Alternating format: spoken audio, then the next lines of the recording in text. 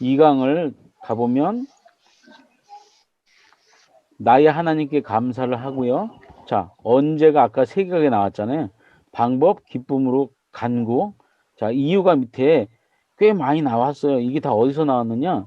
이 밑에 있는 것들을 보면, 여기 보면 이유가 나오고, 여기 이유가 나오고, 이유가 나오고, 같은 이것도 다 이유입니다.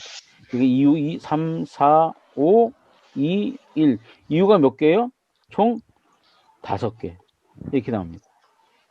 이게 왜 이게 같이 갈까요? 이걸 생각하는 것이 맞다거나 아까 제가 뭐라고 했어요? 이게 위에 거랑 같은 내용이라 그랬잖아요. 그래서 우리가 이거를 그냥 그림으로 딱 봤을 때 이 라인만 제대로 보게 되면 아, 내가 감사하는데 하나님께 감사라고 하는 것을 주제로 잡고 언제 감사하는지 어떻게 감사하는지 왜 감사하는지 3대지가 딱 떨어지는 거예요. 이 안에 있는 내용을 모른다 하더라도 오늘 제목은 하나님께 감사하고 1대지가 뭐예요? 언제? 2대지가 어떻게? 네. 3대지가 왜? 왜? 네. 그냥 이거예요. 간단하게. 자, 여러분 이렇게 설교해야 되는 이유를 아십니까? 우리가 문맥 성경을 가지고 전 세계를 돌아다녀 봐도 뉴스를 접할 수 있고 신문을 볼 수 있는 모든 문맹이 아닌 나라에서는 다 이 육하 원칙이 먹힙니다. 왜요? 신문 기자는 어떻게 신문 기사를 씁니까? 육하 원칙이 육하 원칙에 의해서 쓰기 때문에 이거는 다 알아듣습니다. 문맹이 아닌 다음에는 다 알아듣습니다. 그러니까 여러분이 논리적으로 한다. 아주 쉽게 얘기하면 육하 원칙을 하는 겁니다. 근데 웬만하면 성경에서 그 육하 원칙이 다 드러나는 게 아니라 중요하다고 생각하는 거 서너 개밖에 안 등장해요. 여기처럼 언제, 방법, 이유. 이걸 논리적일 수도 없어요. 그냥 이대로 설명만 하시면 되는 거예요. 왜냐하면 성도들은 이렇게 얘기하면 귀에 쏙쏙 들어오기 때문에 그렇습니다.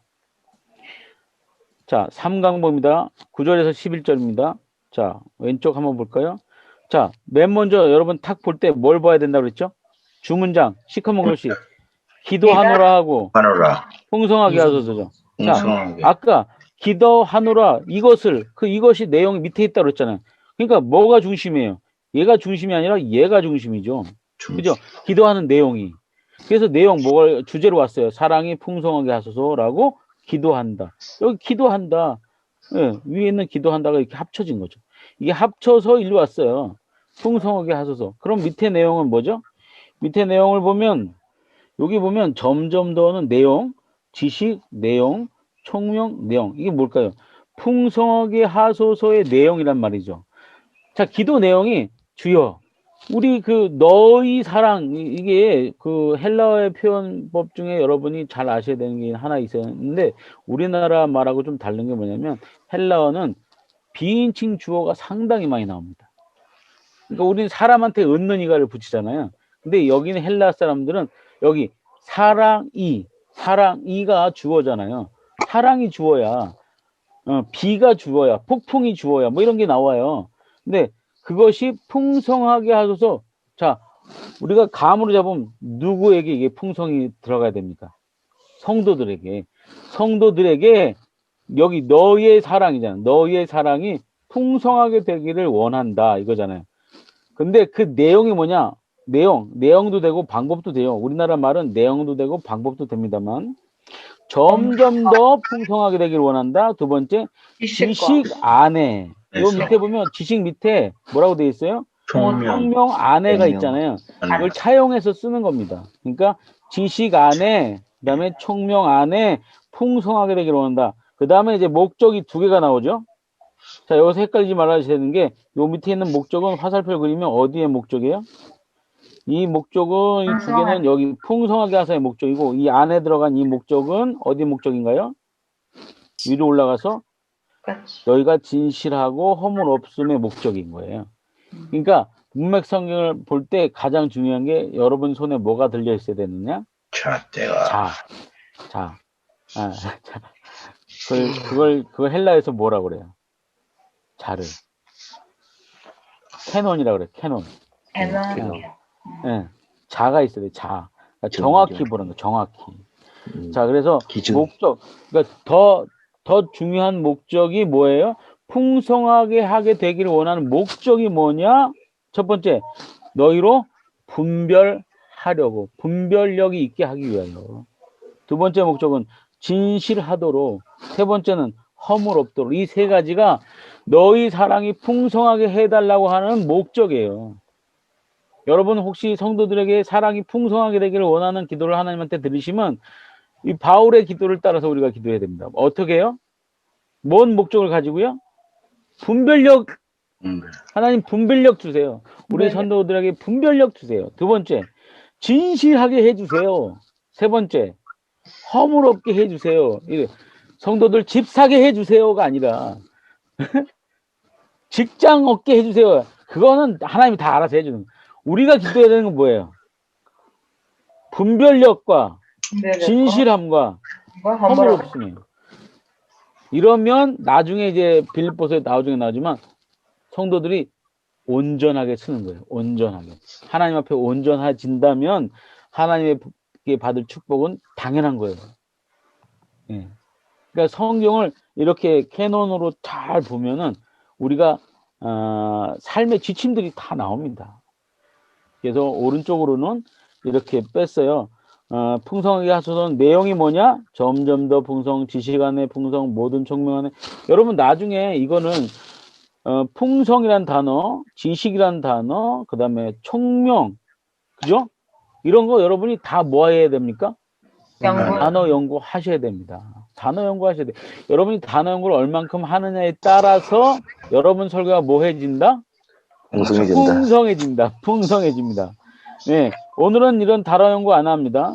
아마 다음 주 월요일에 있을 골로새서에서는 뭐를 진행할 거냐면 골로새서에서는 본문 몇 가지를 정해서 설교까지 끝까지 가보는 걸 할 거예요. 제가 지금 네 번에 걸쳐서 하는데 다 다른 강의를 합니다.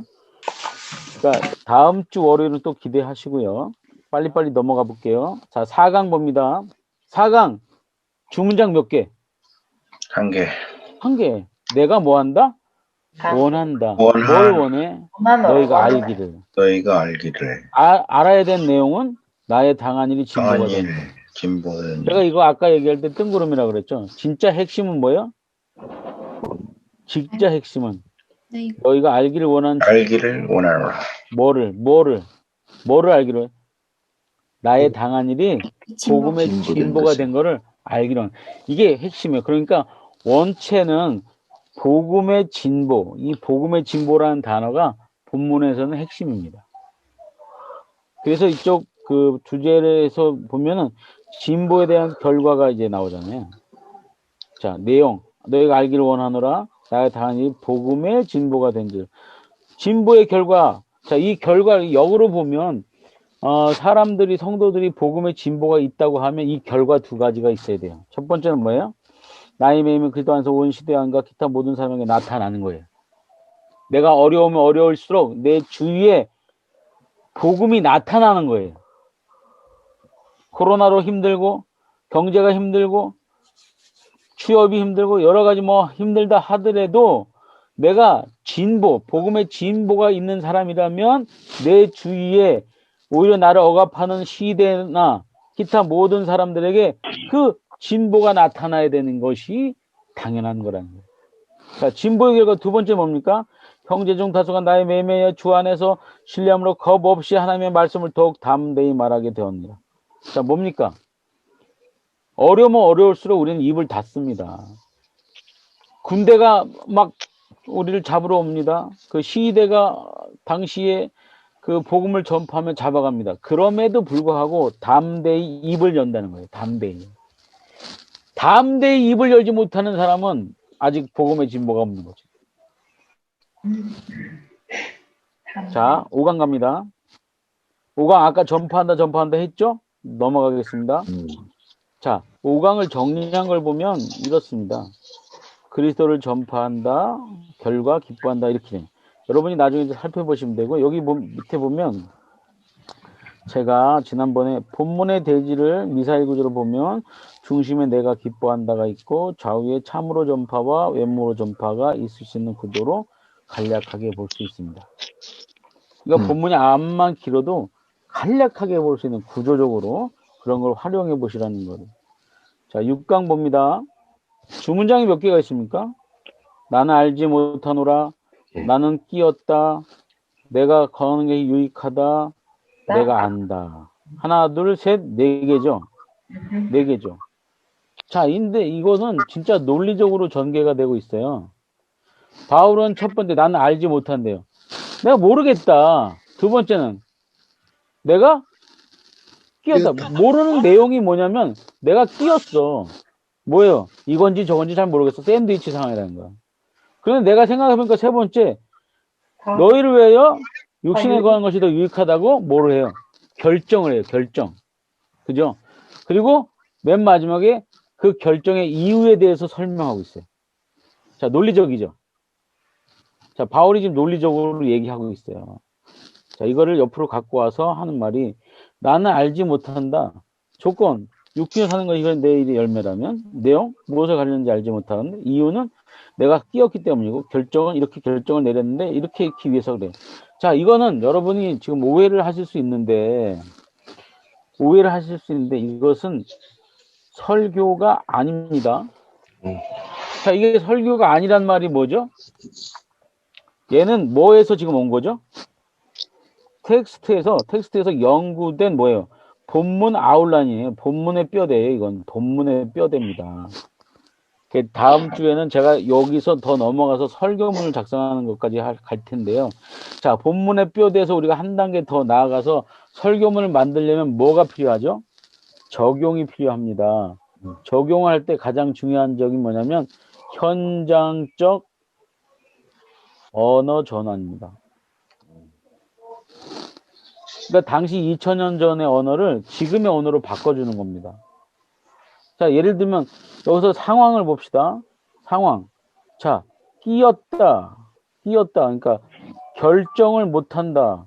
이런 상황들. 여러분 예를 들어서 그 연말이나 연초 되면 뭐 새로 임명들 하잖아요. 근데 성도들은 안 한다 그러잖아요. 아, 목사님 나 이번에는 성가대 좀 빼주세요. 난 이번엔 주일학교 반사 못하겠어요. 뭐 이러잖아요. 근데 그럴 때 기준이 뭐냐는 거예요. 기준이. 본문입니다. 본문. 90세 넘으신 우리 아버지도 매일 머릿속으로는 교회를 지었다 부시는데 목사님들도 얼마나 많이 교회를 졌다 부시시겠어요. 그렇잖아요? 우리가 어떤 결정을 할 때 이 끼어있는 상황에서 어떤 요소를 가지고 우리가 결정을 하느냐는 것이죠.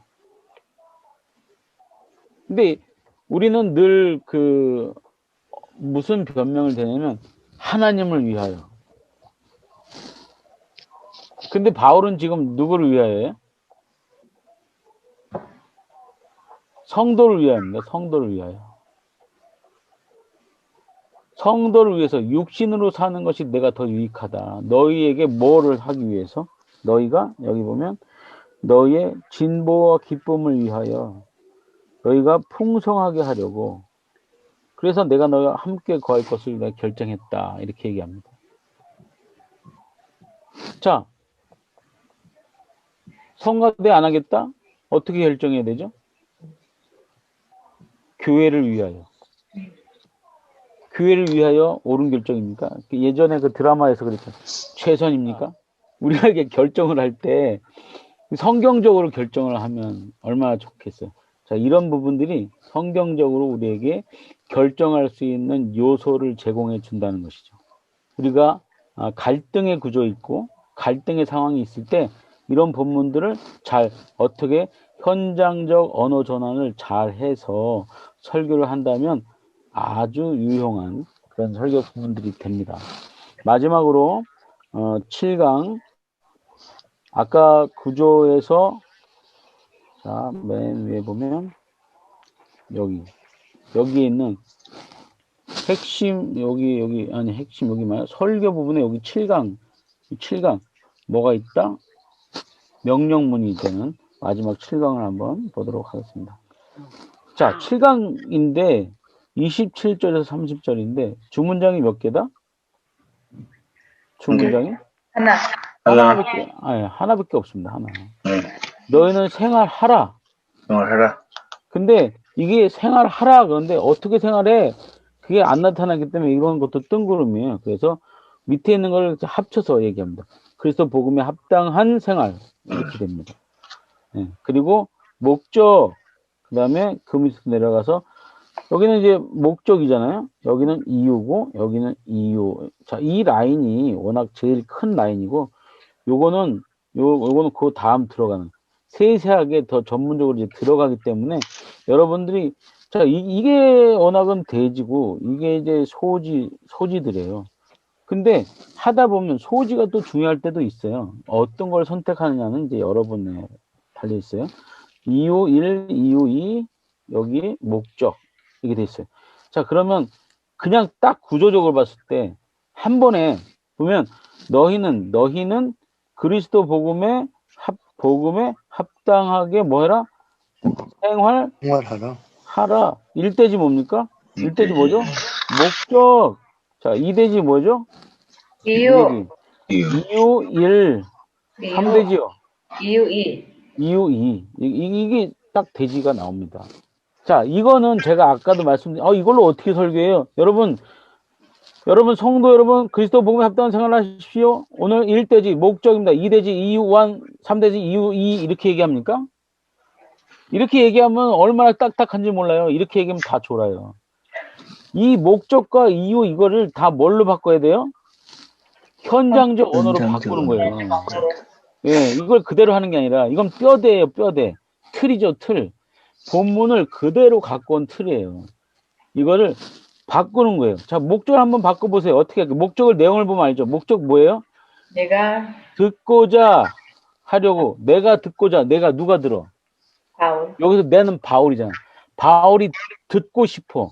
그 말을 듣고 싶어. 무슨 말이요? 성도들이 뭐 하는 걸? 그리스도 복음에 합당하게 생활한다는 이야기를 들려지기를 원하는 거야. 그거를 이 목적에다가 대지를 만들 때 거기에 맞게 우리 교회에 맞게 실정에 맞게 거기다 일대지의 그 단어를 써 먹는 거죠. 그럼 뭐라고 하면 좋겠까요? 뭐라고 하면 좋을까요? 우리 제일 멀리 있는 인케 목사님 한번 해보세요. 대지를 만들어 보세요. 목적이라 하지 말고 거기는 내가 듣고자 함이라를 갖다 넣어서 한번 만들어 보세요. 일대지. 첫 번째 대지요?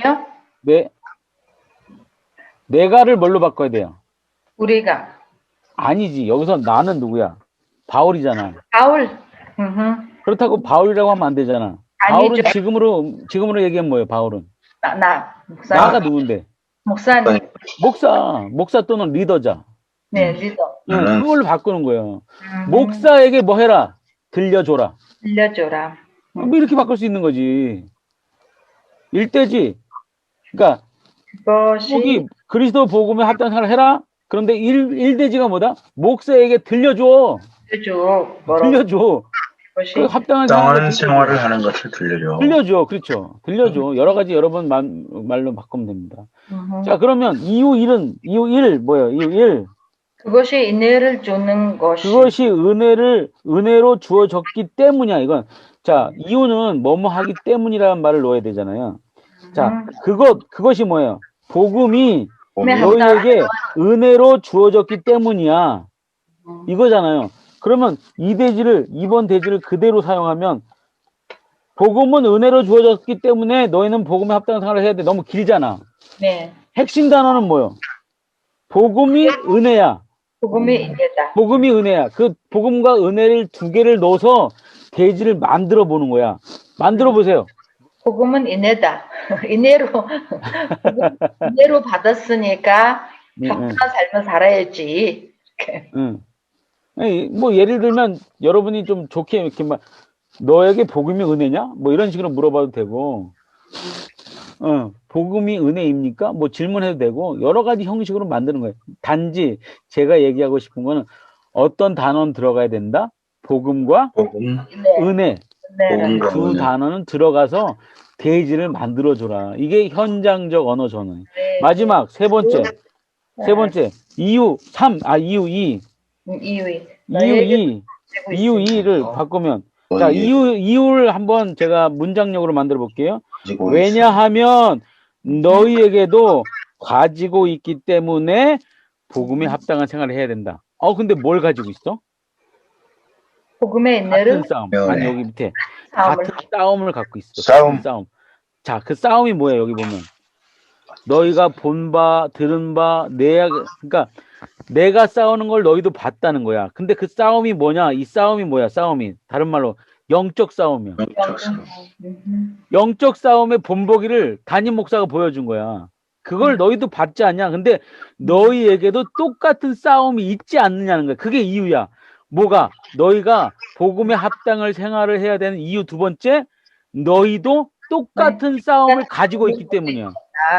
그러면 이거를 확 전환문을 하려면 성도들은 솔직히 세상에서 뭐 갖고 싸운다고 생각해요? 육적으로 싸운다고 생각해. 돈 때문에 싸우고 육적으로 생각하는데 그걸 영적으로 바꿔줘야 돼. 그게 다 워낙은 영적인 싸움이잖아. 당신의 영적 싸움이 있느냐? 영적 싸움을 할 그런 자세가 있어야 복음에 합당한 생활을 할 수 있다는 거 아니에요, 지금. 네네. 자, 그러면 3대지의 핵심 단어는 뭐예요? 영적 싸움. 영적 싸움이요. 영적 싸움이란 단어가 들어가 줘야 3대지가 형성되는 거예요. 그러니까 이걸 여러분 언어로 바꿔주는 거예요. 자, 복음에 합당한 생활 첫 번째 뭐였어요? 목적 뭐예요? 목적. 목사에게 들려주라. 목사에게 들려줘라. 두 번째는 두 번째는 복음의 은혜. 있느냐. 복음의 은혜 복음의 들어. 세 번째는 영적 싸움. 이 영적 세 싸움. 가지, 이 세 가지가 있어야 되는 거야. 뭐가? 복음에 합당한 생활에는. 생활에는. 여러분 성도나 우리 자신을 한번 여기다 대입을 해보면 우리는 복음에 합당한 생활을 할까요? 자, 목사인 나는 내가 영적 싸움을 잘하고 있는지 누구한테 들려줘야 돼? 저 같은 경우는 우리 아버지야. 영적 멘토니까. 나에게 있어 영적 멘토가 다 있을 거 아니에요, 여러분도 목사님으로서. 그 분들에게 내가 영적 싸움 뭐 이런 거 그 복음에 합당한 생활을 잘하고 있는 것을 보여줘야 돼. 자, 두 번째 뭐였어요? 이유. 복음의 은혜. 네. 자, 여기 복음의 은혜를 여기서 확대하면 너의 그리스도를 위한 다만 믿을 뿐이라 또한 고난도 받게 하심. 자, 여러분 여기 핵심이 고난. 자, 은혜 안에 뭐도 포함되어 있어요? 고난을 은혜로 받아들이느냐? 이거 고난을 은혜로 받아들이지 못한 사람이 많잖아요. 이게 복음의 은혜라는 거예요. 복음 때문에 고난을 받으면 그거를 인내로 받아들이냐. 그렇죠? 그러면 합당한 삶이 된다. 자, 목사님들에게 적용해 보는 거예요, 설교를. 자, 영적 싸움. 우린 영적 싸움을 가지고 있느냐? 우린 다 영적 싸움을 갖고 있어야죠. 당연하죠. 당연해. 네. 근데 그 영적 싸움을 보면 이게 뭐예요?